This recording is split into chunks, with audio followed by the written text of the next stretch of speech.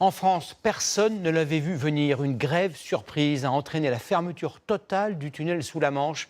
À 3 jours des fêtes de Noël, des milliers de voyageurs ont été bloqués cet après-midi. Les grévistes ont finalement eu gain de cause ce soir. Le trafic devrait reprendre dans les prochaines heures. Ignacio Bornassin, Corinne Chevreton et Zach Agili. Gare Saint-Pancras à Londres et Gare du Nord à Paris, les mêmes scènes de confusion.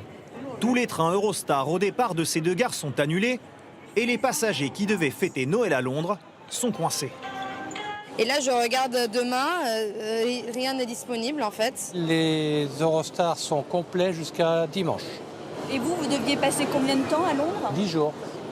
Tous les passagers ont reçu un message sur leur téléphone qui les invite à décaler si possible leur trajet. On a 3 mois pour se faire rembourser. Enfin, c'est pas le remboursement qu'on veut. Ce qu'on veut, c'est notre voyage pour aller à Londres. Hein. Voilà. Cette année, ce n'est pas une grève de la SNCF qui provoque cette perturbation, mais une grève des salariés français de l'entreprise franco-britannique Getlink, anciennement Eurotunnel. Depuis midi, aucun train ne peut traverser la Manche, ni les voitures ou les camions. Embouteillage monstre à la frontière côté anglais. Et à Calais, la route pour accéder au terminal est fermée. 2 trains ont fait demi-tour vers Saint-Pancras à Londres, avec des passagers français toujours bloqués. J'espère que cette grève ne va pas durer pour pouvoir passer Noël en famille avec mes enfants et mes petits-enfants. 2 autres trains ont fait demi-tour vers la gare du Nord. On a attendu, et on nous a annoncé il y a une grève, on doit rentrer à Paris.